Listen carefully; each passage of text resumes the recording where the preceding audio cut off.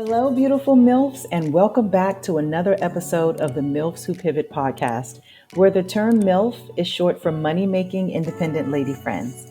I'm your host, Bianca Terrie, and each week I'll either be interviewing or reading about amazing women who have pivoted in life to pursue their wildest dreams and wealth from a MILF's perspective. This podcast aims to motivate and encourage other MILFs to boldly explore uncharted paths towards a fresh and fabulous leveled up life. Terrie Christine is an internationally recognized intuitive energy healer, TV personality, radio and podcast featured expert, and author of The Secret Power of You, a guide to mastering your inner greatness. Terrie has been seen in and featured on Bravo's hit TV show, The Real Housewives of Potomac, the OWN Network's Love and Marriage DC, Hay House Radio, Beyond the Ordinary, Straight Talk for the Soul, Quantum Conversations, and several times on Good Morning Washington. Through her work as an intuitive energy healer, she has mastered the ability to access her own intuition, which allows her to fully envision the struggle, hurt, fears, and anxiety her clients experience. Let's welcome our guest. Terrie, what a wonderful joy it is to have you on the show. Pleasure to meet you. Yes, it's wonderful to be here, and I'm so looking forward to this, Bianca. Absolutely, me too. I find you and your work to be very fascinating, and I'm looking forward to learning about what it is you do. Yeah, thank you. But before we get into all of the energy healing and the medium work that you do, let's talk about life before this major pivot. I was reading through the notes. I know you had a long-term relationship that ended and kind of turned things around for you. But who were you in your 20s, 30s, 40s? Tell us about that, and what kind of work were you doing? So I was trying to find myself. I would say from the time I graduated high school, I worked 2 jobs, and I literally worked 2 jobs up until my 40s. And, we were taught, meaning my brother, sister, and I, as far back as my grandparents, that if there's something you wanted, you had to have the money in the bank, no credit cards. So with that, I was told and shown that you have to work hard. So that's why I always worked 2 jobs, and then I would have the money and then I would buy things. But over time, what happens is that I wanted to buy a new washing machine, and I'd start saving the money, and then something else would break. And then something else would break. And I could never get to the point where the things that I wanted to buy from brand new, I couldn't because something else was falling apart. Energetically, I didn't realize that I was strangle holding this abundance, quote unquote, money. And then that's where things were like, no, we're going to make you move in, meaning the universe has got me moving in this direction and that direction. And then by the time I realized this, I said, no, I had a talk with my sister because the same thing was happening to her. And I said, I don't want to live like this anymore. I said, so I'm going to step out and I'm going to buy a new car. Now I'm not stepping out of my means, but I'm like, I'm going to do this. And I know I can. And then once I did that, things started shifting. I wasn't struggling as much. I didn't have to have 2 jobs to make ends meet.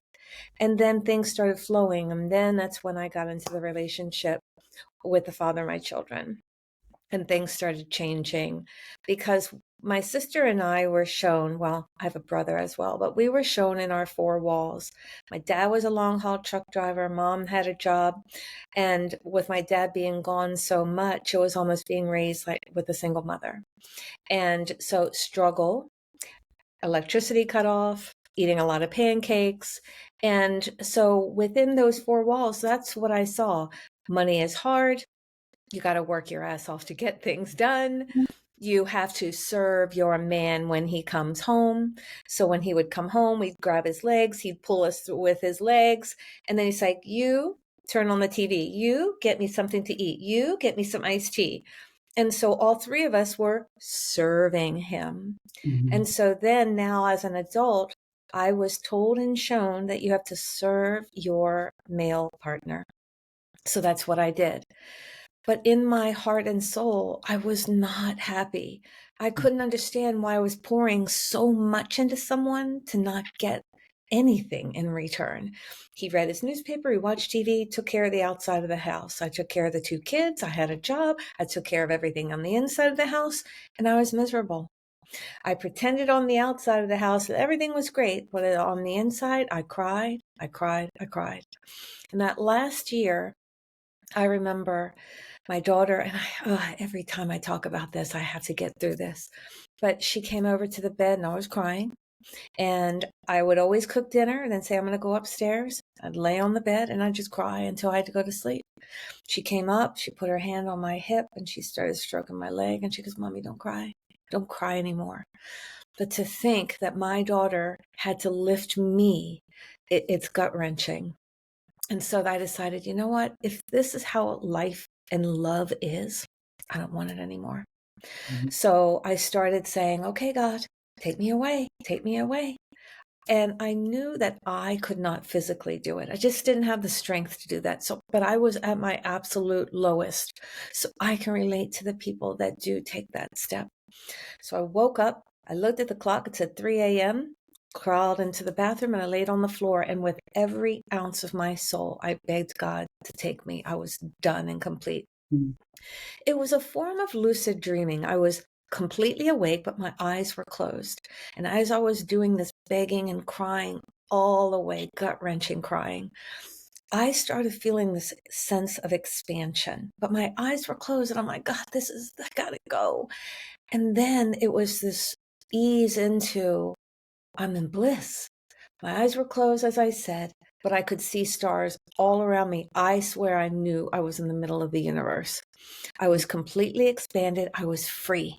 I'm like, wow, I'm done. Yay. And then I heard 3 simple words. Love will come. It was as if I was in the center of a speaker. It was all around me, very masculine and vibrated. And then I'm like, what? I came back into my body. I stood up. I shook myself like I was a dog out of a tub. I'm like, whoa. I went back to bed and I woke up and I knew my life had changed. It was as if God sent the rope down into the hole and then I just climbed out. Now, remember I said I took care of everything on the inside, took care of the kids, I had a full-time job. I Mhm. didn't have time to read books, but I knew I had to go to the bookstore. You know that sense of, I don't care what you say, I'm doing it? Yeah. I went to the bookstore and I started grabbing the masters. Eckhart Tolle, Wayne Dyer, Esther Hicks, all of the spiritual guiders, right? I had no idea who they were. I'm like, I don't even know what yoga is. I'm totally corporate. I'm taking care of the kids. And that's what I did. And then I started reading, speed reading, 2 books at a time. Thought, what? It was making sense to me. And the Mhm. truth always makes sense. And so when I started reading and going, oh my God, there's more to this than I thought life was, I got enough strength to leave that relationship. And then I went on the journey. I went on the journey to figure out who I am, where I am, what I am. And there was a caveat. There was a point of my life about a year before that my grandfather died. And my sister was distraught over it because they were best buds. Mhm. And every year at that anniversary of his death, she was starting to talk crazy. I don't want to be here. So she was lost in loss. Mhm. And I thought, okay, this is not going to happen. I'm not going to lose her. And so I had met through my corporate world this woman who talks to things that nobody could see. And again, that's what I was like. I'm like, what is all that about? And then I did a 3-way call and she brought my grandfather in. She didn't know me other than my first name. She said things that there was no way possible she would have known. At the end of the conversation, my sister was celebrating my grandfather. And I said, oh my God. I mean, it was within that hour that her whole life changed. I immediately, like our lightning rod said, I want to save people's lives like that. But I Wow. had to put that on hold because now here I am in this chaotic relationship that I couldn't even figure out how to get out of. So once I did, and that spiritual epiphany happened, because I knew that was part of a catalyst, but the Mm-hmm. real one was that expansion and leaving my body and talking to God within those 3 words. But then when I left, then I was on this journey. Now, every time a person does something where they're wanting to get to their end result, I call it a lily pad. So I went on to the lily pad of energy work with Reiki. I'm like, what is this? Let's try this out. And then I started realizing there was more to just letting the energy come through me. I could actually harness and move it to where I wanted to be. Every time I did it with a client, she'd jump off the table and say, what are you doing? I can feel it.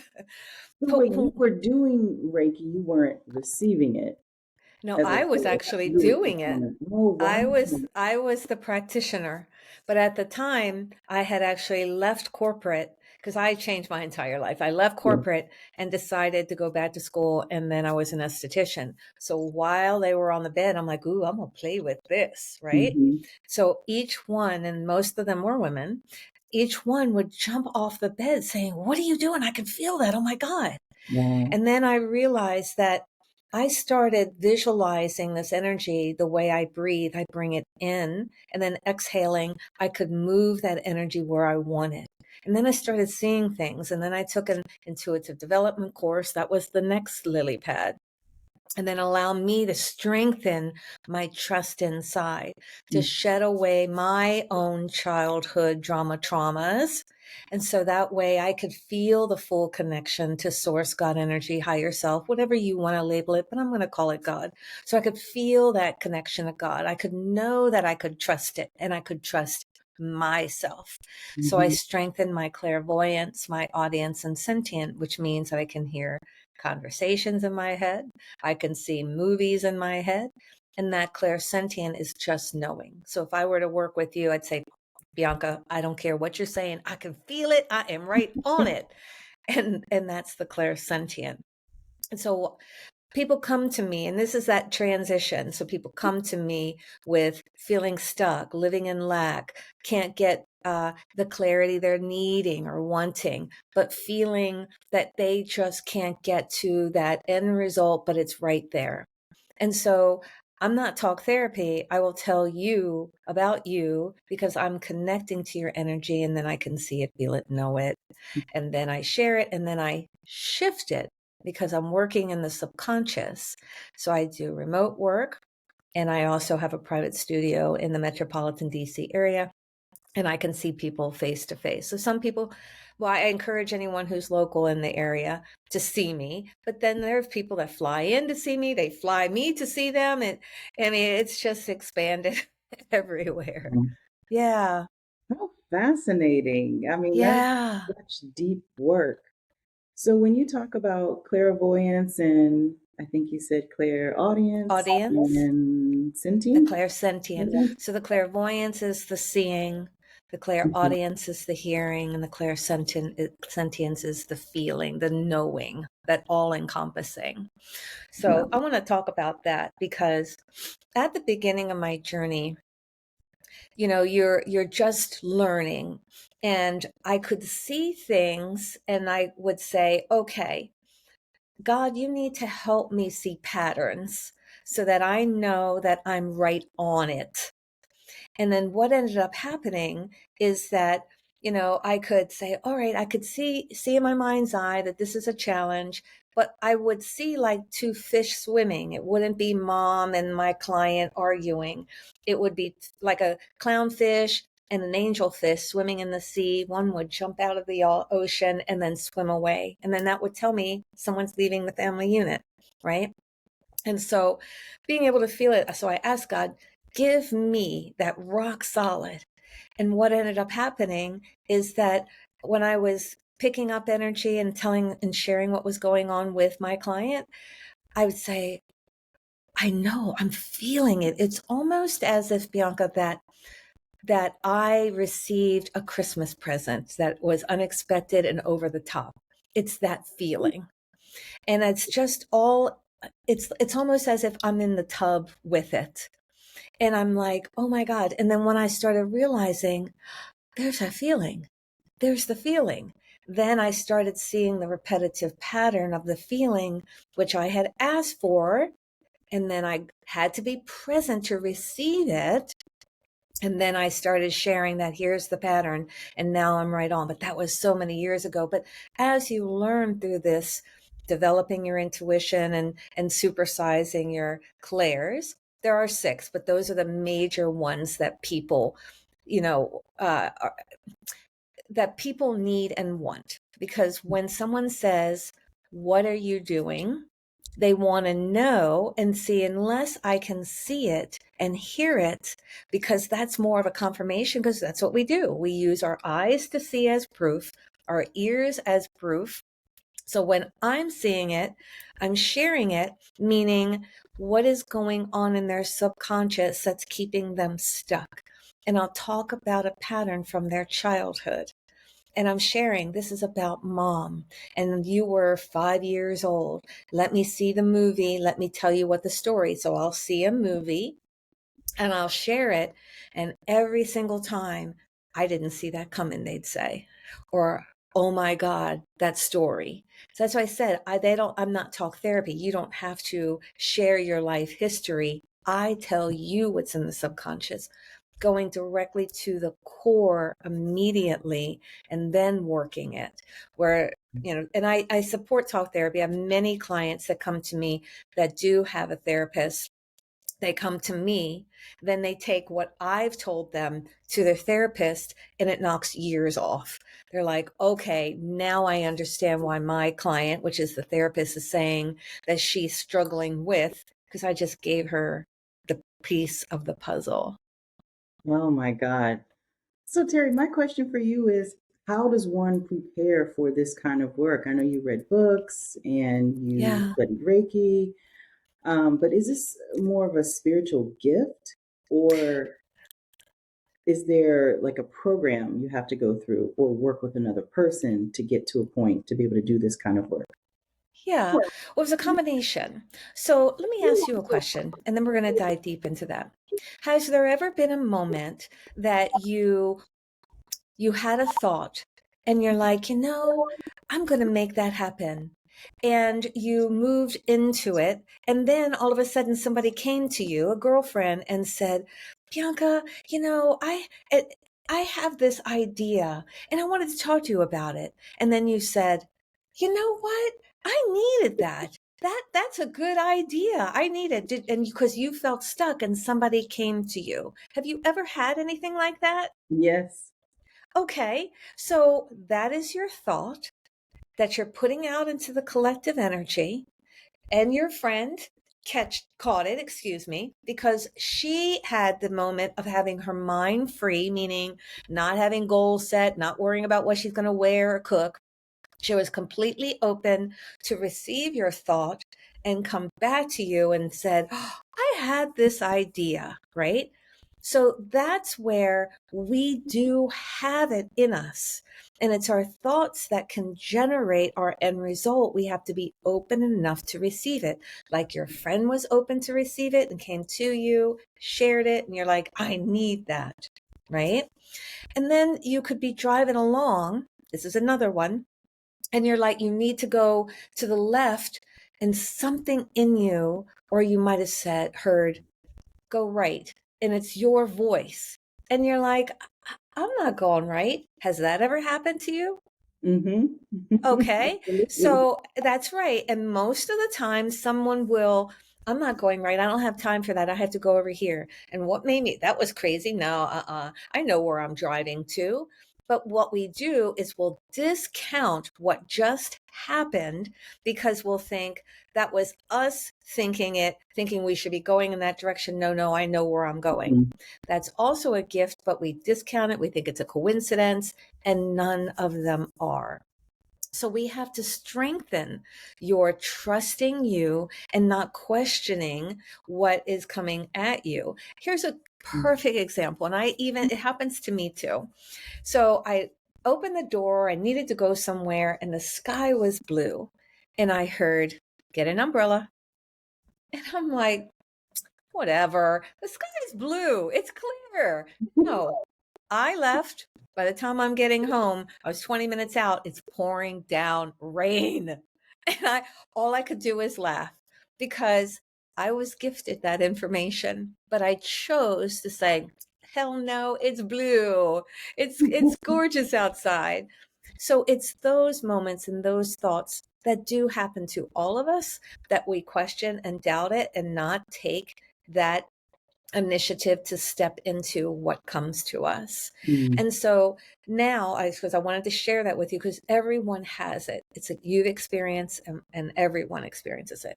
Now we have to work with someone who can get into our subconscious, because we have childhood limiting beliefs. It doesn't mean that parents or guardians are emotionally or physically abusive. It can happen, but it doesn't mean that you can create a limiting belief from something besides Mm. that, right? And so you could have a mom who's on the phone, you're 5 years old, you're drawing her a picture, you go over, Mom, look what I got for you. She says, Bianca, babe, I'm on the phone, I'll be right with you. Mom, no, honey, I'll be right with you. Let me finish. You are drawing, and mom forgets. She goes to do laundry. She's cooking. She had to take care of your sister. She's like, no. And then you're thinking, as a child, what do I have to do to be heard and seen? I have to work harder. I have to be a good girl. And then all of a sudden, now that's your choice as a little child based on mom forgetting to come back to you. Then, as an adult, this is exactly what this looks like. You go to work. You're really good at your job. You finish it up. You're early. You look at your coworkers and they're beating the drum trying to get their work done too. You go over and hey, I'm finished my project. Can I help you? You help them. Can I help you? Can I help you? Yeah. You're helping everyone. You go home and you are exhausted going, why isn't anyone working as hard as me? Because now it's programmed that you chose as a child at 5 to say, I have to work hard to be seen and heard. And that's what it ends up looking like as an adult. You're not working harder than anyone. You are choosing to be seen and heard, to be good, to help them. And then it just appears that you're working harder than them. Wow, that's extremely profound. I think Yeah. if more people were able to tap into that, the world will be a better place. We all will be able to Yes. reach our full potential. Wow, Yes. I can But I imagine. did, yes. So in order for, someone to strengthen all of that, we have to shed those limiting beliefs, similar to the one that I just shared when, an example when you were 5. So now working with an intuitive, just shed that limiting belief and many, many, many other things. Being good enough, being worthy, releasing resentment and doubt. Doubt's a killer. It is. Yeah. And then that's where, look at it as like you're under a pile of leaves. And each leaf represents a limiting belief. And those pile of leaves are wet and it's hard to get out from under them. But you don't understand what each leaf represents. So Hmm. once you clear a lot of that, then it lightens the load. And then all of a sudden, you have clarity of your connection to source. You start hearing things and trusting it, and then moving deeper into that connection of who you really are with source. Mm, Yeah. wow. Yeah. So, what I want to move into what all encompasses the business of Terrie Christine. So, it's energy healing. And, I did have a couple questions about in particular. Yeah. When you are working with someone to help them first identify what these limiting beliefs are Yeah. and I guess move and get that out of their system, are you then coaching them Hmm. to the next level? How does that, like, what Yes. is your process? Yes. I love your questions. So when I mean, there's various different things that come to me. I've worked with a child as young as 4 years old and on up. And it really depends. So let's say, I'll talk about the 4-year-old. That's a good one. So I had a client that was a clinical social worker, and she would get referrals from a pediatrician. So the 4-year-old ended up choking on a piece of candy. And the mother is a nurse practitioner, and she gave the Heimlich. And as soon as the piece of candy came out, he didn't want to eat. 4 days later, he still didn't want to eat. So mom took him to the pediatrician. The pediatrician referred him to the clinical social worker.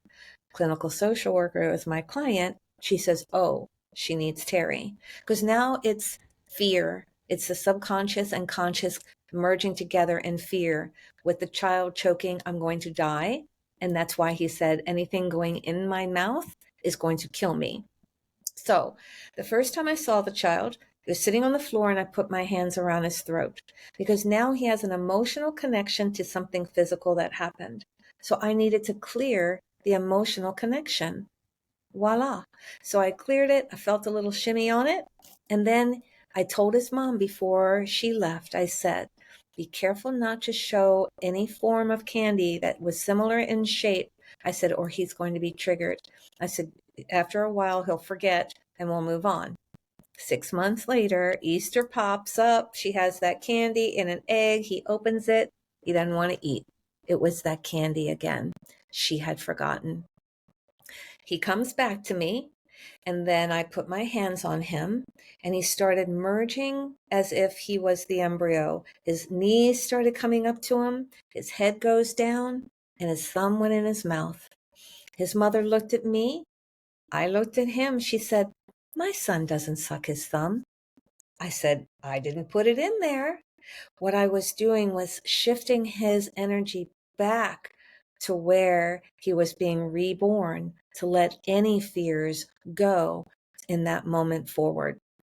He's 10 years old now, and every once in a while she'll bring him to me because he's going through something at school and he asks for me.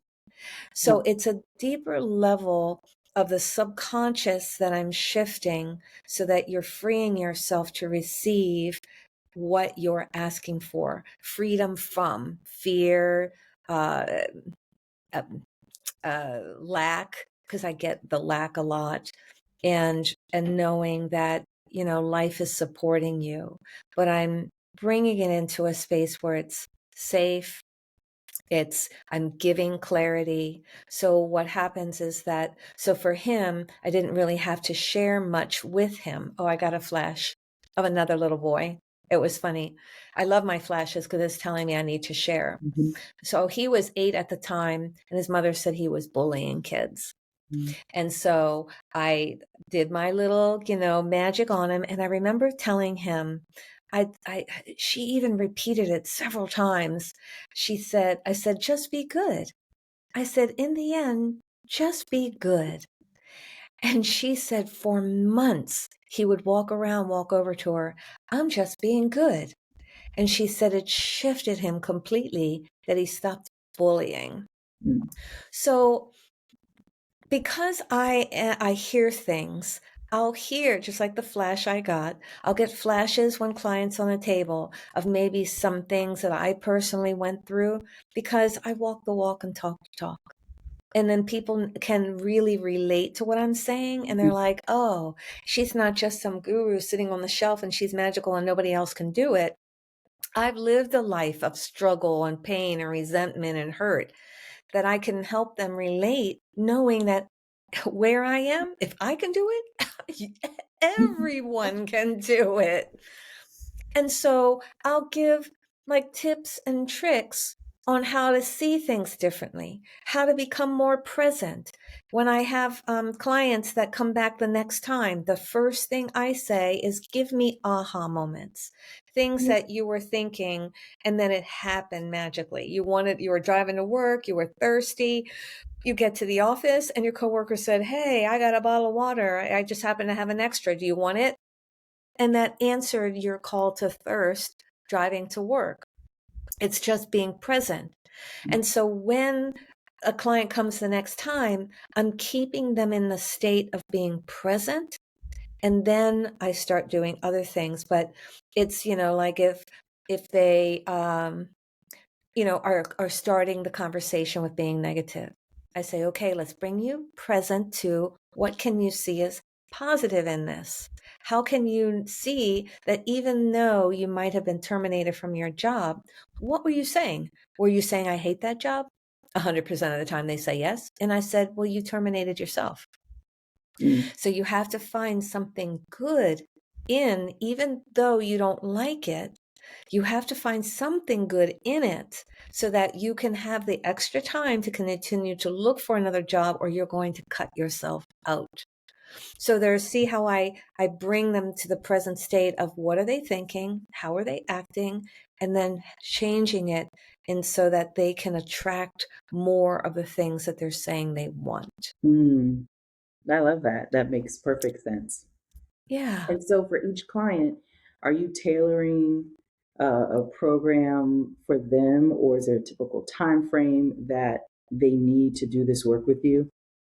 I'd like to say, oh, just one session and you're walking on water and you all are good. But the reality is, and this is how people are responding, that's the reality, is that you may have a control mechanism.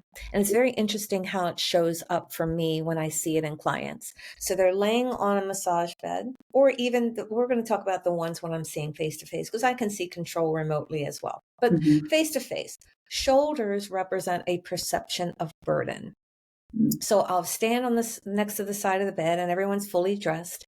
And I'll put my hand as I'm standing next to the bed on their shoulder. And then I'll slowly lift the arm. But if someone is holding the arm and I'm like, you can relax now, I'll lift it. And then they'll lift it with me. I'll say, relax.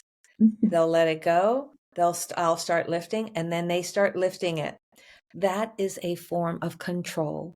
It shows me every single time, 100% of the time, when someone has a sense of control. Okay.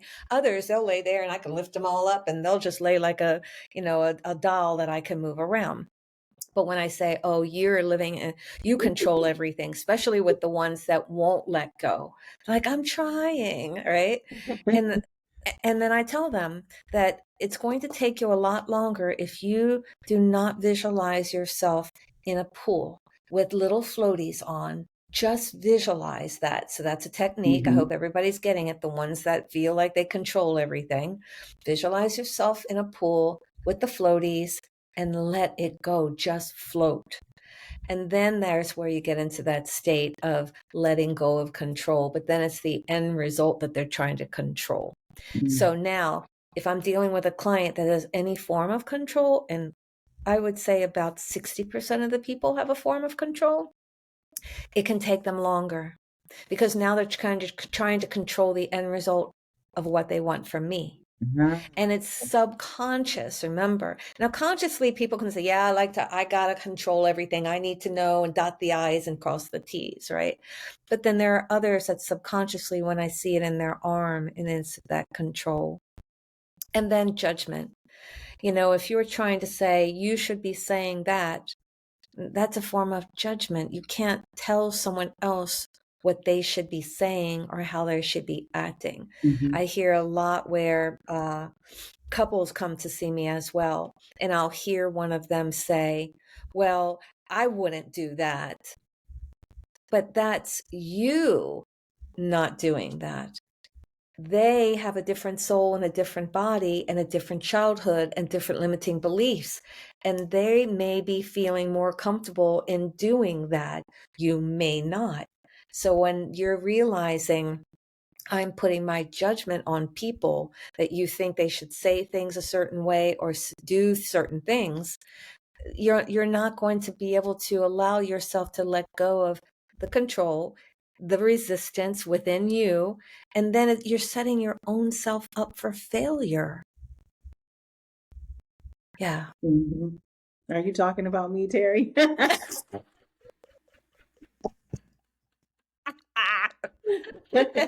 Get into I, that song. I, I'm picking up what I'm going to share, and it's okay. I'm not going to throw you under the bus or anything, but you have a very strong mom block. You have a very strong mom block, like very Ooh. strong. And What does even that mean?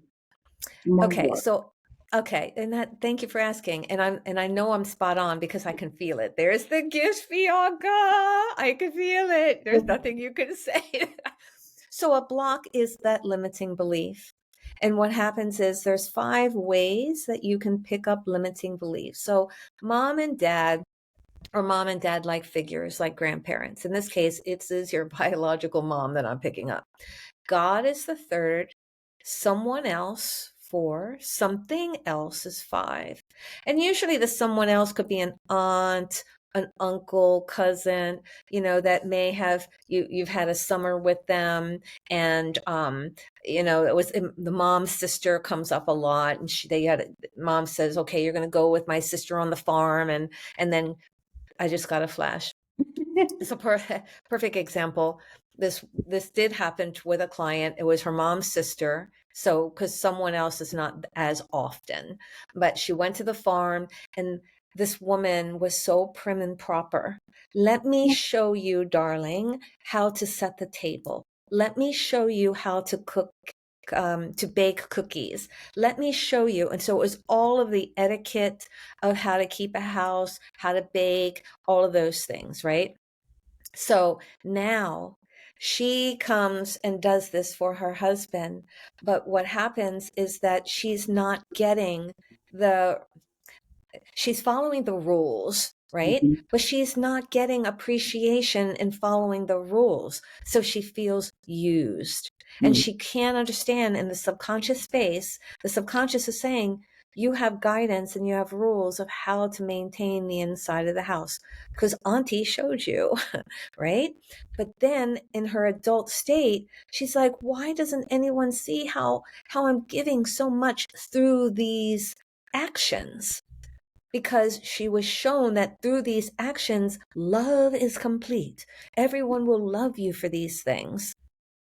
So then once I cleared and I said, you know what? I'm picking up that things have to be a certain way in the house she goes, oh my God, it's how I set the table. It's how and then I picked up the someone else. And then that's where she was like, all right, table doesn't have to be so perfect, because everyone was saying, Mom, just throw some paper plates on there. We're just having pizza. Right? And so then she started understanding why she was getting so frustrated and feeling like she wasn't receiving a certain kind of love based on her actions and the guidelines of what she was told to do, Mhm. as in being that perfect mom, right? And so now with you, the repetitive patterns of mom, we have the 4 walls. And within, I'm not going to share too much personal stuff about you, but you have the 4 walls, and then you're seeing mom a certain way. But that's all you know. Okay. So if mom is, and this is an example, so everybody listening, this is not Bianca, this is an example. So if you're seeing that mom may have some self-esteem issues, that she'll put a dress on, she'll come out and say, all right, everybody, let's go to church. How do I look? And then dad says, oh, what? Oh, okay. And there's this little doubt. And all of a sudden she says, I have to change. So, so now the children are watching. Little Bianca may be watching and says, oh, that feels uncomfortable. That mom felt uncomfortable. So sharing how I thought I felt, I shouldn't share. You see, Mhm. that was just an example. And that's how you pick up a mom block or limiting belief. And now it's embedded in you, because now what happened in that interaction is like, I'm never going to share that I feel good in this outfit because I don't want anyone to tear me down, because it appeared that dad tore mom down, even though he goes, oh, what? And then it was just like, oh, that reaction from mom, and she ran out of the room, you Mhm. see? So, but yours is so strong. So it's telling me that it was something that mom did over and over again. I know I'm on it. I can feel it. I Oh, know. I I want could totally to look feel more it. into that. Yeah, Wow, yeah. that's And again, amazing. it's the subconscious, Yeah, and that's why I'm picking up that stuff. yeah. Yeah.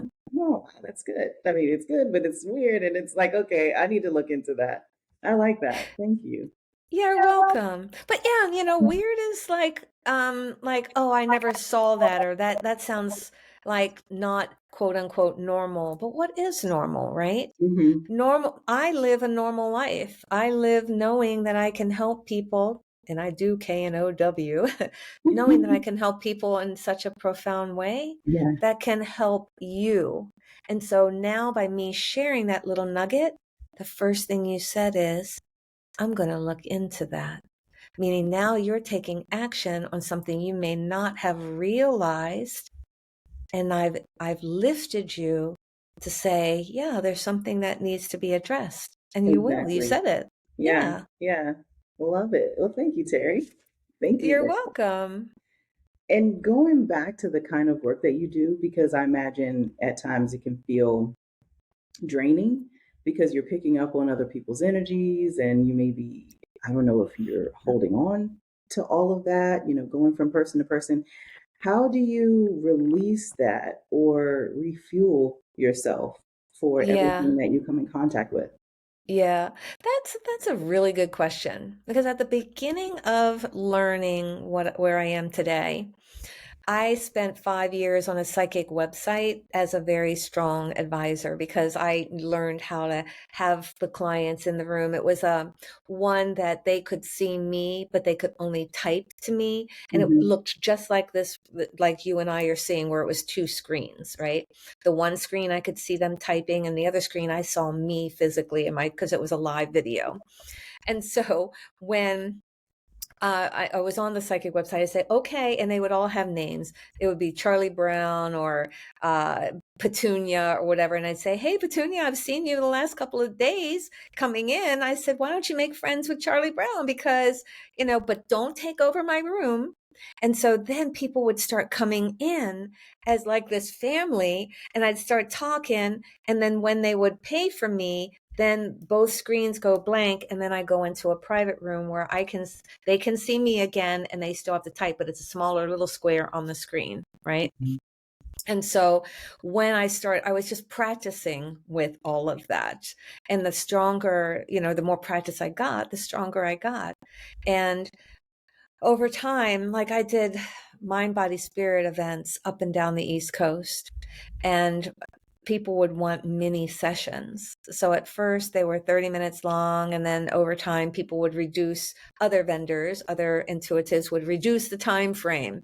I'm like, how can anybody do a session in 15 minutes? I mean, but I started having to learn to do it really fast.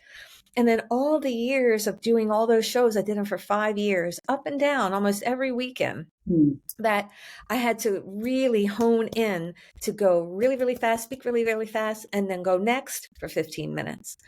So at the beginning, then I would work with this woman who had, I'm sorry, people, but this was really happening, a son, a daughter, a dog, a boyfriend, a husband, and her.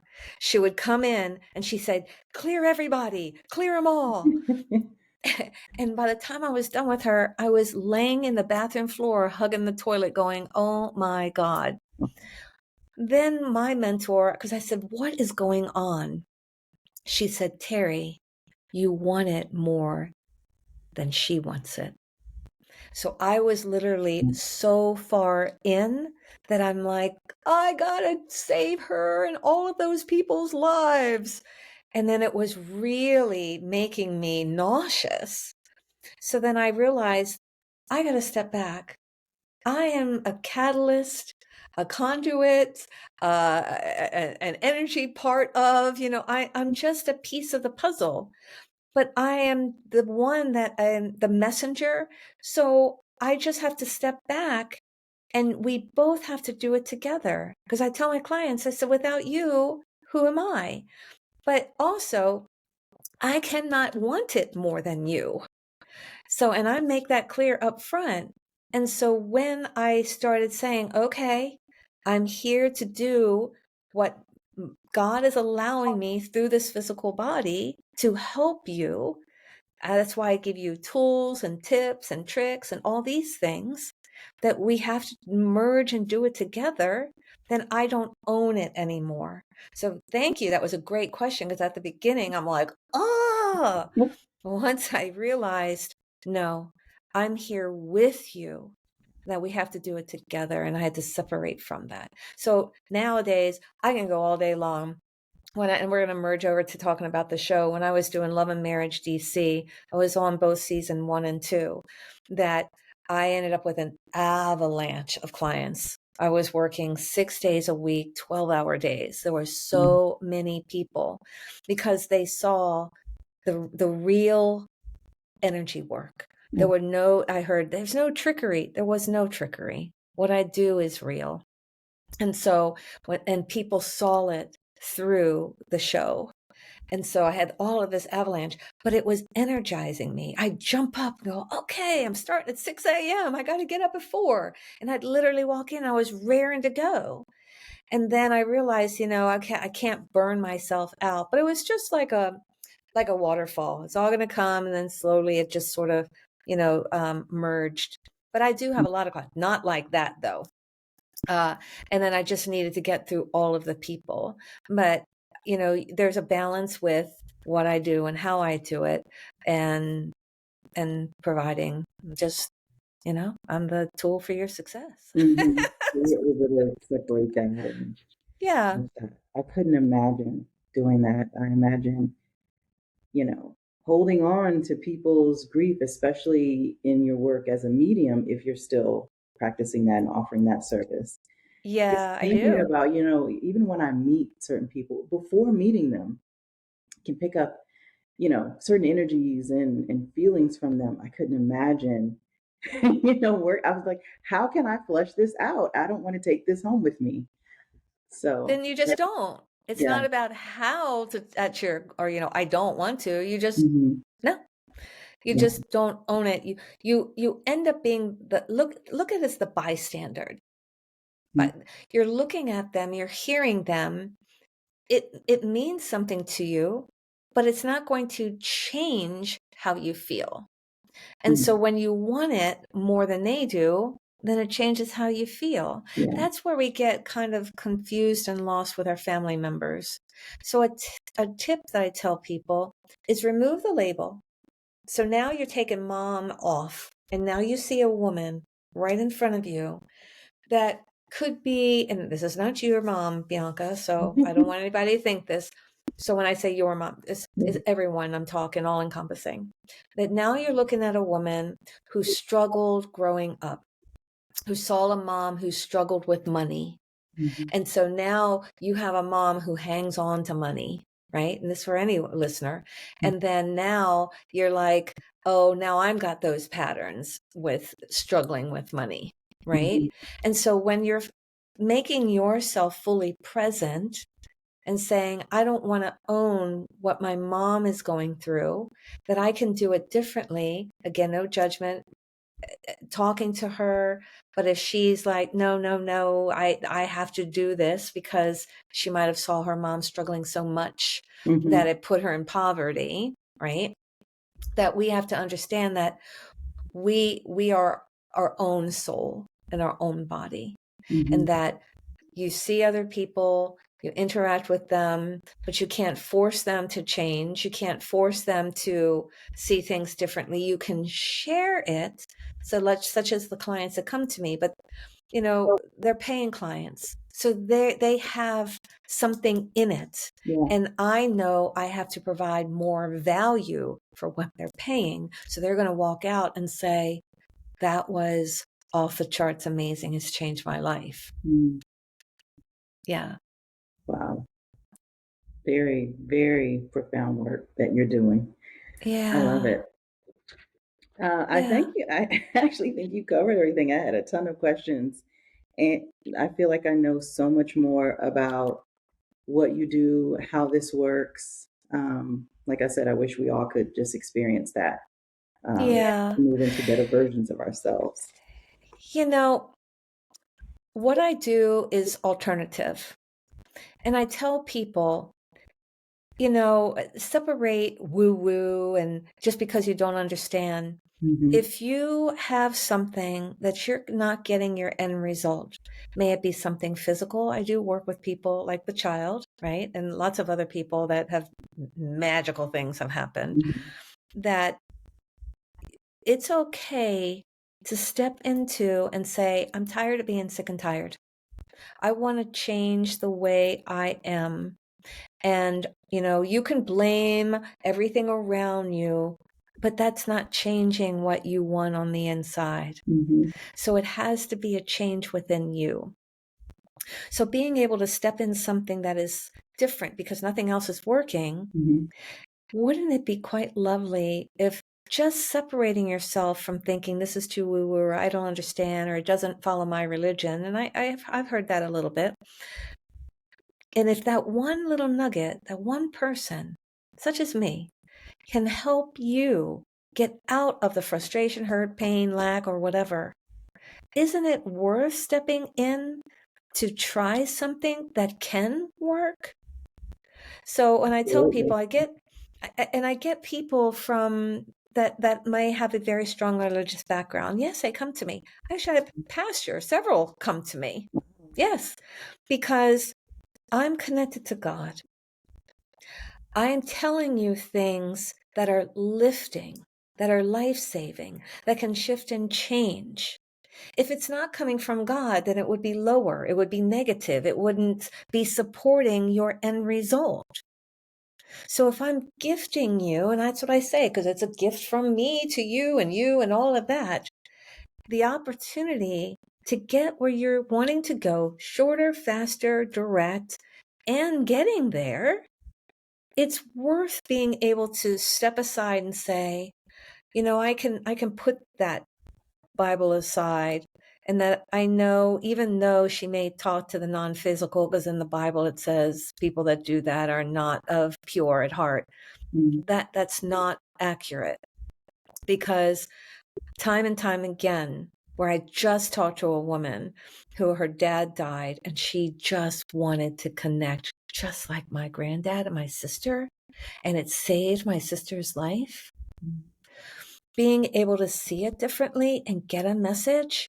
And I don't care about people's names. What I care about is how they died, what their favorite things were, maybe what they said, how they acted. And when I felt that her dad come in, I said, I love him.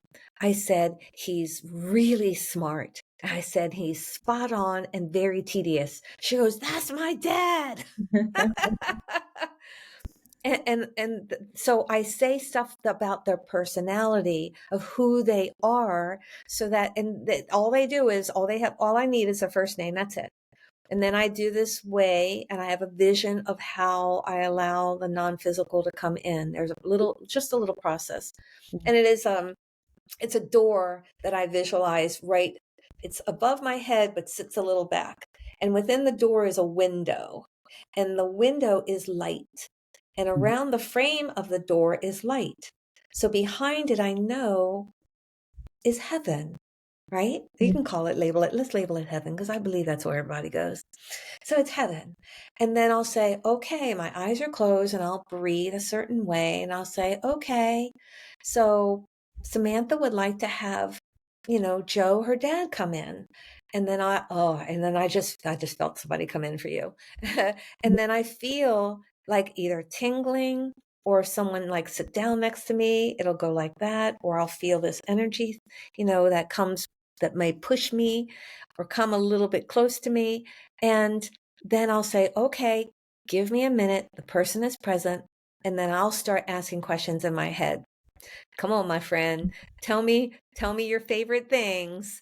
How is your personality? How did you die? What do you miss, about being physical? And then I'll start sharing that. So that person will say, they're here.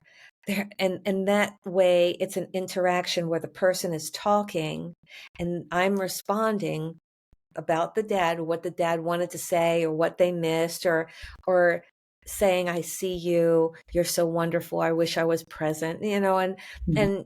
showering the person with love and kindness and maybe what they wished they would have saw differently when they were physical. And it gives that sense of healing, and it gives that sense of, I have now completed the task, not just me, but the client and her person who has transitioned to the afterlife, right? But it is a sense of healing. So if a person can just allow that, instead of worrying, that's weird and that's so woo-woo-ish, or, it's hard for me to believe.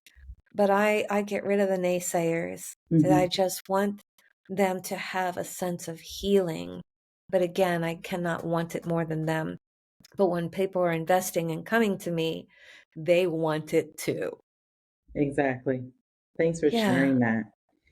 you're And welcome. so, moving away from work a little bit, as we talked about refueling and how you create balance, what do you do for fun when you're not helping clients and tuning into their souls and spirits? Uh, I enjoy my home a lot. I know when I tell people what I do, they kind of like, "What? That's fun." Because Yes, it can be. well, what I do at home, I like to clean. But it's a So do I. sense of being organized. And it's a Mhm, sense of knowing that my home, because Sunday is my cleaning day. And it's a sense of knowing that that I'm opening the doors for the energy to be fresh and alive for me to carry my work through the week. mhm, I enjoy cooking because I uh, want to keep my body healthy and happy for a long time. Like mhm. I keep saying, I'm going to live to be 120, but healthy, wealthy, and wise. Healthy, Right. wealthy, and wise. And it takes practice, Yeah. I enjoy, uh, doing stuff. And people say doing stuff. I have two bikes. I have an electric bike and I have a regular bike. So sometimes I'll ride my electric bike to my studio. It's just like 3 miles down the road. Mhm, So I enjoy farmers markets, again, eating fresh and being with the general public. Now, I'm not the type that does the shock and awe. I'm not going to walk up to anyone and go, "Hey, your grandmother wants to talk to you because she's been following me the whole time." Right? And you see some of those on TV, and that's fine. That's the shock and awe to keep people coming back to watch the mhm, show. But, in my head, that person may not have liked grandma because she did something bad to granddad and they mhm, don't want to talk to grandma. So I'm not going to force that on them. That's just not that's mhm. not for me. It's not my style. But that But happens though. You're out and you can feel a presence, and oh my gosh, yeah, yeah, yeah. wow. Or I can tell someone is really struggling, Yeah. like really struggling. And even though they're, you know, squeezing the tomatoes and grabbing some lemons at the grocery store, I can really tell. Every once in a while, I'll walk up and I'll say, "Are you okay?" They'll say, "Yeah." And I said, "Oh man, you might need a hug." "How did you know?" I always get, "How did you know?" And I'm like, "Hey, I'm all about the hug." I, everyone I ever meet, even this very moment, if someone comes up and the first thing they do is put their hand out for a shake, I step back with my arms and I say, "I'm a hugger. Is that okay?" Everyone but one woman goes, "No." "Okay, cool, we're good." I said, "We're good, see ya." But every single person, "Yes, I'm a Mm, hugger too. Yes, give me that hug. Ooh, yes." And it's everybody. I just say, "I'm a mm, hugger," but I step back so I'm not leaning into them, put my hands up and to say, "I'm ready to receive. I'm a hugger. Is that okay?" So I'm giving them the opportunity to say yes or no. But let me tell you, 99.9, except for that one, and it's only been one, and I'll never forget her, said no. And that's okay. That was her mhm, boundary. And for whatever reason, she didn't feel safe. A person who didn't know her wanted to hug her. And that's mhm. okay, right? We have to accept them as they are. Right. Yeah, yeah. I knew But that most people want hugs, especially here. I feel like in this country, in the States, everyone is kind of, give me space, stand back a little Yeah. bit, let's shake hands. Yeah. Instead of No, again. every single one. And when I find people that are living in fear about receiving love, there are people, I've had clients, I Mm-hmm. tell them, all right, you're going to start hugging people. What? I said, mm-mm, no, you're going to start hugging. I said, just do as I do. I say, I'm a hugger. Is that okay? And I said, and what's going to happen? We have to get the soul and the physical body to match each other. The Mm-hmm. soul was saying, I want it, because she's saying, my relationships are just not connected. I said, no, it's you.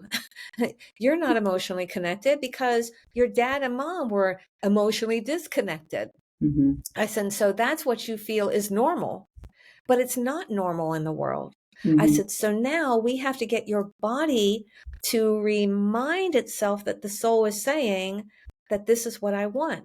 Because your mouth is saying that, but your body is saying no. So once you start doing it, and she comes back, she goes, yeah, at first it was a little nerve wracking. I said, but after a while, she said, people were going, yay, thank you. Oh my God. And she said, I started feeling comfortable and realizing that that is really what I do want. Mm-hmm. Yeah. You just gave me an idea. I'll hug more. I'm naturally a hugger, Yes. but I feel like when I come in contact with people, I'm automatically, just extending my hand because that's what you're taught. You be respectful. You're meeting someone for the first time. You don't go all in, but I'm a hugger. Yeah. So I'm going to Yeah. try that. Why not? Yeah. And then just, put your hands up, step back, or say, hey, I'm a hugger. Is that okay? Yeah. And then that way, when you're saying, is that okay? You're allowing them to say yes or no. That's funny. And I've had people ask me that when I meet them. Oh, no, let's get a hug. And at first I'm like, oh, but I'm like, Yeah. okay, yeah. Yeah. But then they feel safe because now they can choose, and it's hmm their option, and everyone always says yes. Yeah. So, but when you're hugging more, it's like, oh, I have this connection. And once you start having that energy connect, you can start feeling people shake inside, even though they're not shaking on the outside. hmm And then when I feel that, I do step back and say, everything okay? Because I feel you're shaking in there. Oh, really? I didn't realize that. And I said, well, that's a lot of fear, because Yeah. shaking is fear. And when they have a lot of it, you can Mhm. feel it. Wow. Yeah. Mm. Well, you've given me some thoughts and some tools to take back and look into for sure. A lot of good nuggets, and I'm sure for a lot of people who will be listening to this episode to take from. So thank you so much, Terrie, for It's my sharing. pleasure. Yeah, Yes. absolutely. It's about lifting the world. And, when you said, oh, that gives me an idea, and I need or want to hug more so Yeah. that you feel safe, but giving them a choice of saying yes or no. But you'll find that 99.999, they're all going, ah, I'm a hugger too. Yes. Yeah. Oh, and one more thing I meant to ask you earlier when we were talking about your TV appearances. Which episodes or season did you appear in The Real Housewives of Potomac? Season 7, so it was in 2018. It was the title, I think it's A Salty Life or It's Salty, but people just look up season 7, Salty. I know it's Salty, or What's a Salty Life. Yeah. Salty is in it because I was working at a wellness center that had a salt cave, and I worked with Karen and Ashley in the room. If you recall, Karen's mom died, and then her dad died 2 months later. Oh, wow. So back then, she was angry, and she was angry and projecting it on all the girls. So Ashley brought her to see me specifically to figure out why she was projecting anger on everyone. Well, it was hurting her so much, especially her dad. She was so connected, hurting her so much that it was coming out of her as like anger. Yeah. And it's very interesting. They chopped off where he did come into the room because she was pushing back on me a little bit on the energy work while we were filming. And that's okay. She was just trying to be Karen. And then her dad came in. I could feel all the tingling. And I started sharing about this gold necklace, and they edited it out. But she said, oh my God, there was a moment, because I said, I see him with this gold chain and this jacket, and he's pulling it up, and he's got it unzippered all the way down to his navel, and his chest is, she goes, Terrie, I used to tell him, don't act like that, Dad, because Mom doesn't want everybody to see your chest like that. Don't act. And it was so spot on. And it made her real and gentle, because she can be a little brutal on the show. And I'm like, oh, they should not have edited it out to see how sweet this woman is. Yeah. But so it was just that one episode. And then on Love and Marriage, I am on season 1 and 2. I'm on 2 episodes. I think it's 6 and 8 Okay. on season 1.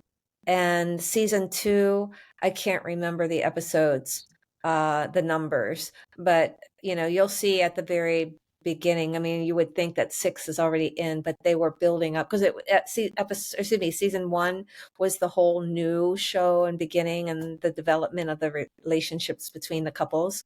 Okay. And that first one was very profound. That was, again, back, I was still working at the wellness center, and we were in the salt room again, like I was with Love and Marriage. Excuse me, like I was with Real Housewives. Okay. And that one was very profound. Mm. That I got an avalanche of clients, because they could see that I was so quick and his wife, Ashley, were having a few challenges, and I had just met them as a couple 20 minutes before we started airing. I didn't even know who they were. I couldn't even remember their names. I'm like, okay. So when they sat in the room, it was all couples. Within the time they said, okay, it's Terrie time. I had 6 cameras all in front of me. I had to figure out how to change going, because I work with couples, but couple, not 4 couples in a room at the same time, because it gets very intimate. And I work with individuals. So I instantaneously had to figure out, how am I going to go from working with couples and individuals and merge them? And literally it was instantaneous that I said, oh, and I looked at Quick and I said, we're going to work with you. I said, okay. And I looked up and I looked at the corner of the wall and I saw a 9. And I said, 9, 9. I said, what happened to you when you were 9? He said, my mom died. And then everything started changing. Nobody in the room knew that. Mm-hmm. And all the couples, because they were just meeting each other. It was like at the beginning of, even though they were all coming together, nobody had time for all the filming to share that intimate stuff. Right. And he shared how he struggled with his dad, and how his dad encouraged him to get into DJing, because that's what he does now. As for a living, he's very, very well known in Baltimore. DJ Quicksilver. Silva, excuse me, I apologize. Mm-hmm. And it all came out with how, because I kept hearing tears for fears.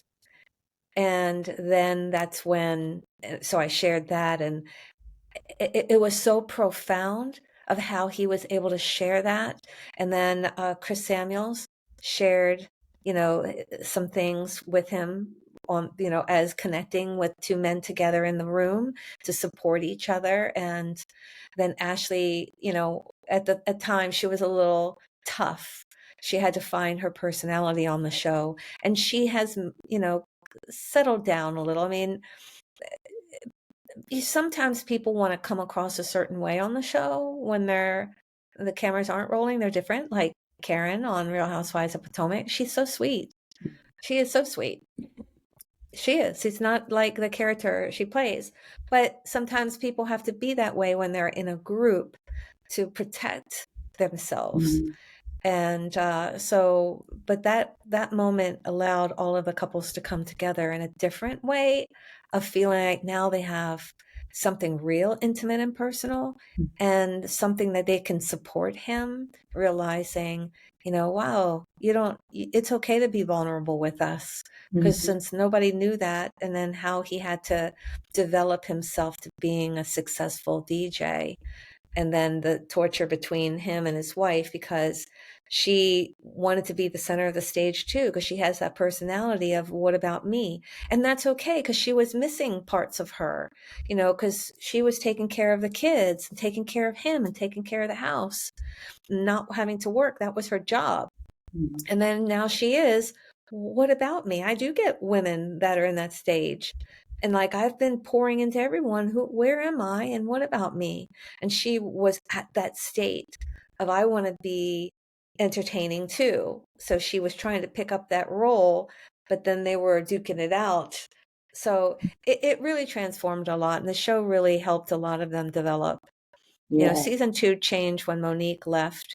Monique and Chris left. The whole um, personalities and the energy totally merged into something else. But I continue to help Arena and Jamie. I still talk to them, regularly, and but it was an amazing experience that I manifested, because I met Monique before she even had the contract on the show. She was my client. Wow. And then she asked, hey, I've got this opportunity. I'm probably going to do it. Can I give the producers your name? So I said, yes, of course. But what people don't know is that I had been at home meditating and manifesting to be back on TV. And within 3 months, I was doing it. So Wow. yeah, because I had already done it with Real Housewives of Potomac. It took a Hmm. year because I said, let's get on TV. So I'd quietly meditate, focus on it, visualize it, and bring it in to know it. That's the key, knowing that you Hmm. can, right? And so then when COVID, and then I said, okay, everybody's back to work. It's time for me to manifest being back on TV because I loved it. Hmm. And then Monique shows up in 3 months, and then the contract shows up quickly, and then here it is. It's history. Wow. How Yeah. amazing is that? Okay, so it's something you already knew that you wanted and you just started the Yes. process to receive it. It's Yes. amazing. Yes. And now Yeah. I'm manifesting to be back on TV, but slightly different. All right. Slightly different. I want to be the paid main cast member. Looking out for that. I'll have to Yes, catch me up on too. those shows. I'm actually originally from Washington, D.C., so I have not Nice. seen Love and Marriage D.C. I am familiar with DJ Quicksilver, and my mom Yes. loves Real Housewives of Potomac, so that's why I was like, Okay. which episode I'm going to have her watch it. I'll watch it with her. Okay, yeah, she may remember, but Yeah, it's been a while. yeah. But it was pretty profound with Ashley and Karen. They were the only two that I was working with at the time on that Okay. show. Yeah. But yeah, just what, because I really loved the season 1 of Love and Marriage. It Hmm. it really did show a lot of them and how they were developing and what they were real life struggling with. Hmm. Hmm. Yeah. Yeah, So, absolutely. yeah. Um, well, I think this is a great time for us to move into what I like to call the strawberry round, Yes, where I'll ask you 5 questions and you give me short and sweet answers. You ready? I am. All right. First one is name a book that has inspired you tremendously. Well, my book. The Secret Power of You. You can find it on Amazon, but I call that a tool for success because you'll hear me say that often. There are tips and tricks in there of how to see your limiting beliefs and then how to shift them. Mm, But that came from my downloads, connection to source, writing it, my personal history mhm. of love will come and merging into where I am today. But it does have a lot of helpful tips for you to grow. But yes. I did, and I read the summary on Amazon, so I'll be sure to link that in the show notes. And I was wondering at which point in your process did you write the book? Like, what was the inspiration for the book? Were you already doing this work? Was it beforehand? Was it right after your relationship ended? You know, Yeah. how did the book come about? Yeah, I wrote it in 2018, and I knew that I had to write a book. I knew it Mm, from based on what I was seeing with people. And, I took a lot of courses, how to speak from stages, how to sell from stages, how to write a book, how to work with social media and how to be on TV, because I knew I was going to be merging into all of that. And when they called it your card, your extended business card, and then when I was learning that, they said you have to write a book as to showcase that you are an expert in your field. And so I knew, because I am an expert, I own that I am. I see it at time and time again. So that's not ego. I choose to want to be the solution for you, which becomes expert knowledge. And so that's just the extension of what I do. Makes perfect sense. Beautiful. Yes. And I actually think I'm going to get that book and read it for myself. I really Thank you. enjoyed reading that summary. What's a software tool or an app that you cannot live without for personal or professional use? My calendar. Yeah, I'm an avid calendar user. Everything goes in the calendar. There's a Yes. everything. Yes, I'll put in there. I changed the cat litter. Yes, my calendar is my lifeline. Yeah. Yes. Yeah, it's all It helps me take things out, right? I can't have all of this stuff. I have to have my head open for source, so calendar. Yes. So I'm assuming you're talking about an online calendar like Google or something connected to you. Yeah. Do you color block? Because once I discovered, you can change the colors of the events. I color block. Yeah. Different colors have different meanings. Yeah. But most of the time it's a certain color where, if somebody books a session through my website, it'll show on my calendar. And so I do have to put things in my calendar to make sure I'm not going to be overbooked. So I'll put other things in a different color. Yeah. Yeah. I love it. Name someone you'd love to have lunch with and why. Wayne Dyer, but he's no longer on this planet. I was manifesting right before he transitioned to meet him. But just to sit down, I feel so emotional over it, because he really was one of the key characters of this life journey of mine. I read all his books.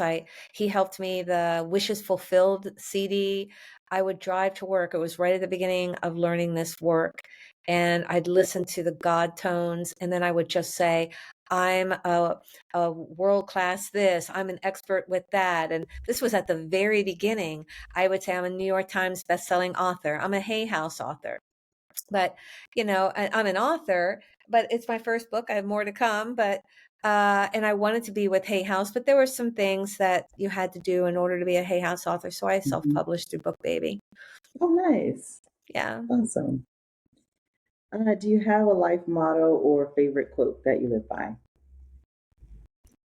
I have everything I need and more. Very have nice. everything I need and more. Yeah. Yeah. I like that. Now, is that something you came up with? Yeah, because what I realized is that, people are constantly looking outside of themselves. And once I really understood what that meant, because people will say, well, my bank account is this and my car is breaking down. No. You can manifest inside. You create with your thoughts. We even talked about at the beginning of the show, how you were thinking things and how it happened, that you do have everything you need and more inside of you to create anything outside of yourself. That's actually, I live by one that's pretty similar, and it's everything you need is within you. There you go. Yeah, that's something I came up with earlier this year, I think, and I just try to remind myself that all the time. I think, I don't know this, or I can't figure this out, or I can't do this until it's already there. Yeah, I love it. Yeah. The last one is, what's your top self-care ritual? Oh, I have so many. I'm all about taking care of this body, mind, and spirit, meditating. Yeah. I have to be clear. I have to create. I want to create more focused. So it's through meditation. That truly is self-care. Keeping the mind clear to allow to receive. Awesome. That's wonderful. Thank you. Any final words for our listeners? Be grateful. Be grateful, be grateful, be grateful. Be grateful that you found this to listen to us. Be grateful that you have four walls around you to protect you from the environment. Be grateful for the clothes and the toothbrush and the toothpaste. Be grateful that you have glasses that you can see for the ones that have it. Be grateful for everything.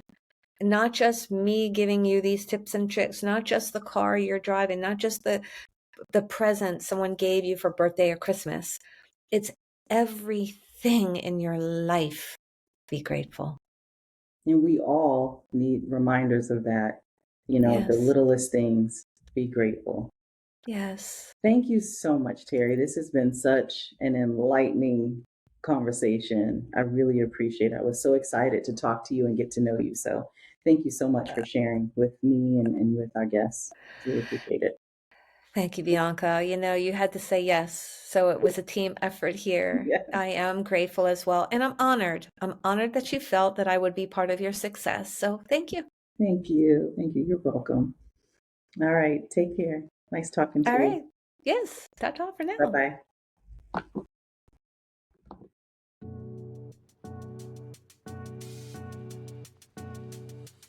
Thank you for tuning in to another exciting episode of the MILFs Who Pivot podcast.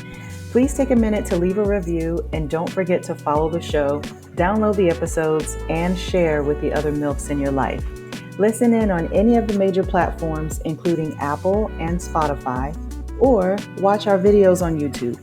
You can join the community on Facebook and Instagram at MILFs Who Pivot Podcast.